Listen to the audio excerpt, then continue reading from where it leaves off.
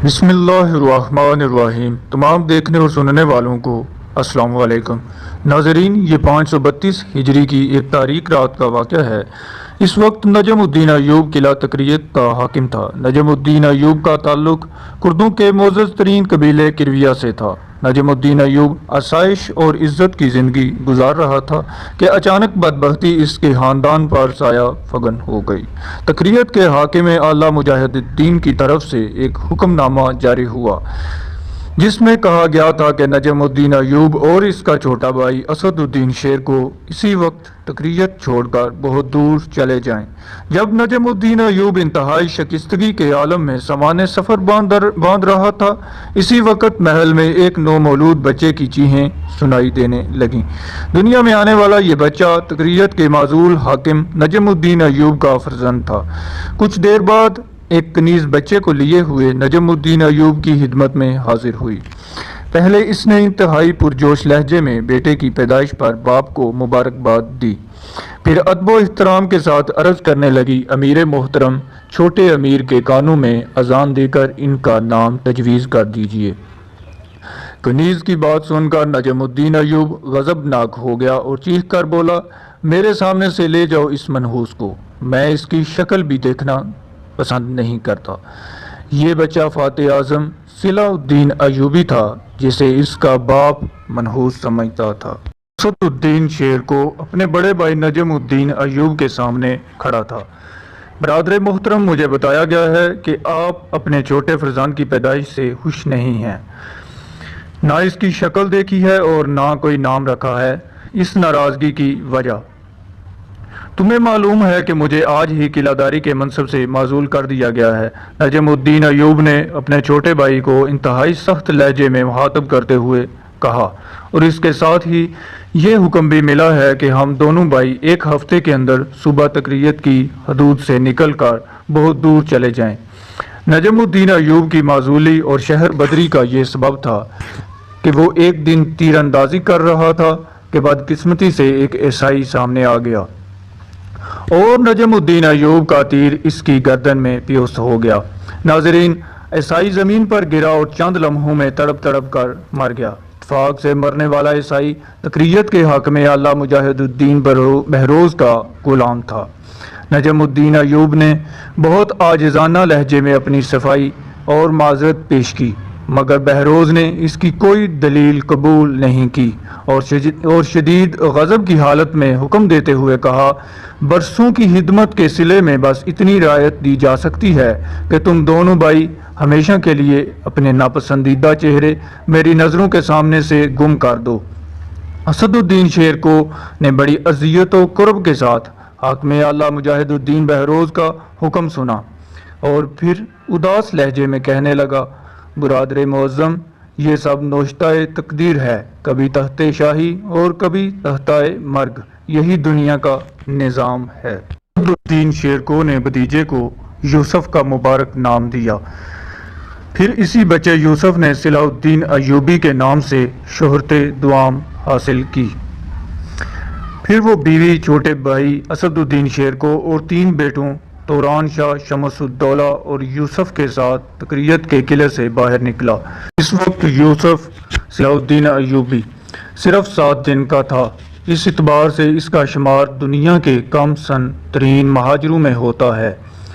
फिर दुश्वार गुजार और तवील फासला तय करके चंद अफराद पर मुश्तमिल ये हानमा बर्बाद काफिला अमादुद्दीन के दरबार में मूसल पहुंचा।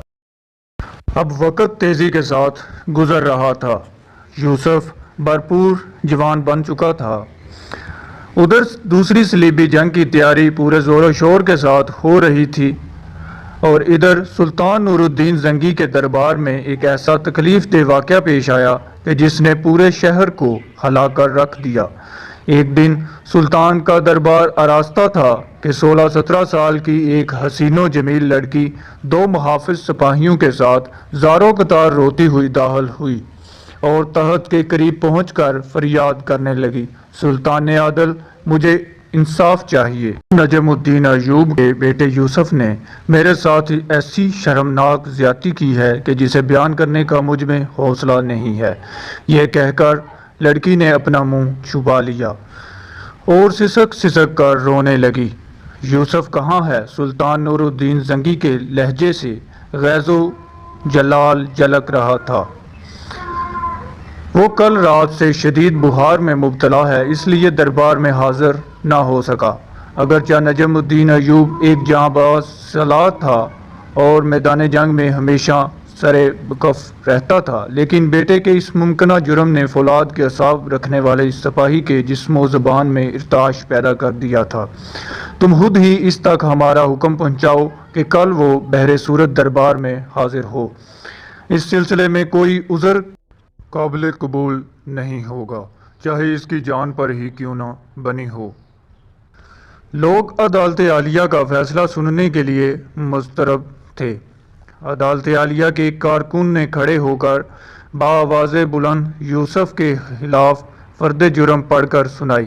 پھر قاضی ابن ارسطو اپنے شاگرد سے مخاطب ہوئے: یوسف، تم اس سلسلے میں اپنی صفائی پیش کرنے کا پورا اختیار رکھتے ہو۔ استاد محترم شریعت سے واقف ہی نہیں تو پھر مجھ یہ گناہ کس طرح سرزد ہو سکتا ہے؟ اگر یہ نامحرم خاتون ذات وحدہ لا شریک کو درمیان میں لے آئے اور خالق کائنات کی قسم کھا لے تو میں اس گناہ کو بھی تسلیم کر لوں گا جو مجھ سے سرزد ہی نہیں ہوا۔ محترم خاتون، تمہیں اپنے اللہ سے ڈر نہیں لگتا؟ یوسف کے لہجے میں درد تھا۔ یوسف کے طرز گفتگو نے شاریہ کے جسم پر لرزہ طاری کر دیا اور پھر وہ گریہ وزاری کے انداز میں چیخ چیخ کر کہنے لگی: سلطان عادل، یوسف بے قصور ہے اور گناہ گار میں ہوں کہ اس پاک باز نوجوان پر تہمت لگائی۔ شاریہ کے اطراف نے چند لمحوں میں مقدمے کی نوعیت ہی بدل ڈالی۔ شاریہ نے اپنے آپ کو سنبھالا، درباری امراء کی اگلی صف کی طرف دیکھا اور امیر ابن مرقوم کی طرف اشارہ کرتے ہوئے کہا: میں اس عالی مرتبت امیر کی کنیز ہوں۔ مجھ سے کہا گیا تھا کہ اگر میں نے یوسف کا دامن داغدار نہیں کیا تو قتل کر دی جاؤں گی۔ ایک بار پھر دربار شام میں زلزلہ سا آ گیا تھا۔ تمام امراء ابن مرقوم کو ملامت زدہ نظروں سے دیکھ رہے تھے۔ سلطان عادل، یہ لڑکی پیدائشی جھوٹی ہے۔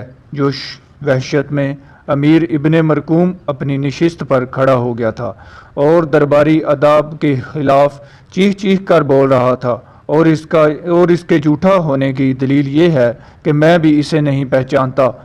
سلطان نور الدین زنگی نے امیر ابن مرقوم سے کوئی حجت کیے بغیر دربار کے محافظ سپاہیوں کو اشارہ کیا: امیر ابن مرقوم کو گرفتار کر کے زنداں میں ڈال دو۔ کون سچا ہے اور کون جھوٹا ہے، اس کا فیصلہ ہم کل کریں گے۔ حکم سلطانی سنتے ہی دربار کے محافظ سپاہی آگے بڑھے اور ابن مرقوم کو کھینچتے ہوئے باہر لے گئے۔ حقیقی مجرم بے نقاب ہو چکے تھے۔